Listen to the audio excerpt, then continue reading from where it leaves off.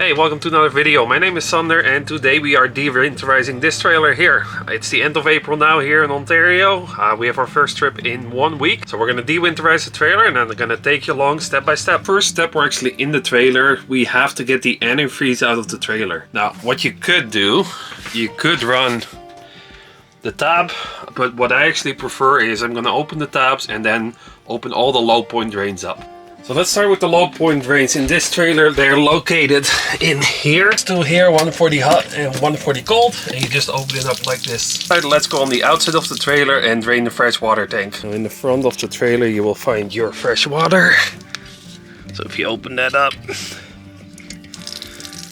there's all the pink stuff coming out. There's only a little bit in there. Typically, you don't have to add some pink stuff to your freshwater tank, but I like doing it. But one other thing to do on the outside, where your hot water tank is, if you have the little plugs like I do, make sure you get some Teflon tape.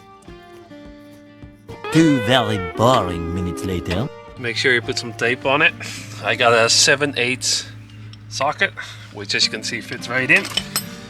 Now it's always a good idea to have some spare parts. Here's some spare plugs because they are plastic, so they're not very durable. So I would suggest at least once or twice a year to replace it. Now it certainly helps if you have an extension. I couldn't find mine, but we'll get it in. It just takes a little bit longer. 12 seconds later. There, that's in. What I'd like to do is leave the Teflon tape in here. That way, if you need it, you always have it and you close it back up. Now that we've done the outside, now we just have to do a couple things inside and then we're ready for the water test. So for the next step, we have to go into the bottom bunk. You lift up this piece of plywood here. Here's where the hot water tank heater is. So the first two important switches are here for the hot water, here for the cold water. So this is the bypass, so we close this for the winter so that the tank does not fill up with antifreeze.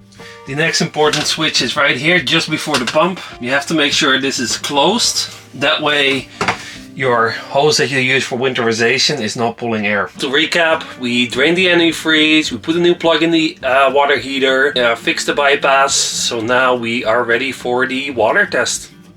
Fingers crossed. So right now it's time for the water test. It's as easy as it seems. You just hook it up with water. So while you're filling up the tank, this is the perfect opportunity to look underneath your trailer. Make sure you don't see any water pooling up at the bottom, or worse, water leaking everywhere. Of course, on the inside we can check to see how full we are. It shows full. So we turn the hose off. As you can see, lots of pressure there.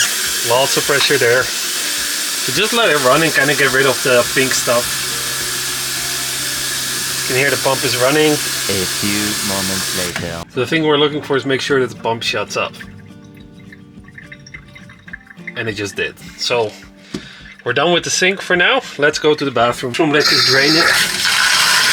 You can see quite a bit of pink stuff coming out. Later. Now that it's starting to run clear, we're almost done. We have to do the shower first and then we'll do the toilet.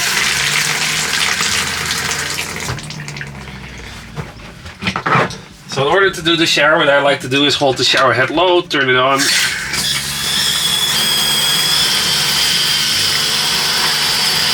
Do the cold, do the hot, and then the cold as well, just to get the pink stuff out of the line. So that's good. Toilet, we're just gonna flush it. You can see all the pink stuff is coming out. Eventually. Okay. So what I like to do now is turn the pump off and then come back in about 10-15 minutes and turn the pump back on. If there's no leaks, if the plumbing survived the winter, the pump should not go on. So let's do that. We'll be back in 10 minutes. 11 minutes later. So it's been about 10 minutes, 10-15 minutes. So let's do the ultimate test, the leak test. If I turn the pump on, I'm not hoping to hear anything. Nice. As you can hear, completely quiet. So we're good to go from a plumbing perspective.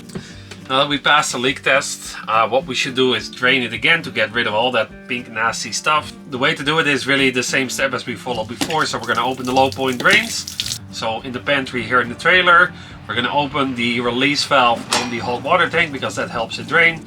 And we're going to open up the valve on the outside of the trailer where the fresh water tank is.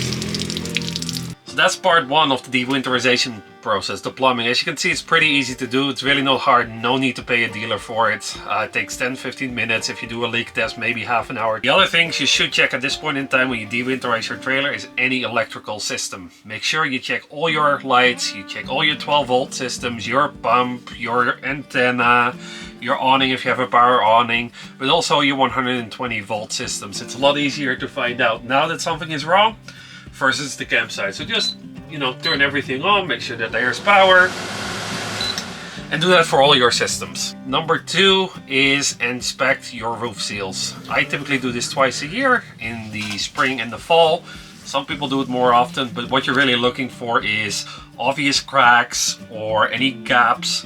It's a lot easier to fix it now and not deal with water damage than not fix it now and deal with water damage, which can be very expensive as you will have to replace panels, plywood. So the other thing you should check, and you should do this before every camping trip, is to check your tire pressure. The number one reason for blowouts is incorrect tire pressure. The tire pressure is indicated on your tire, so it's very easy to check. So do it, because it could prevent you from that blowout.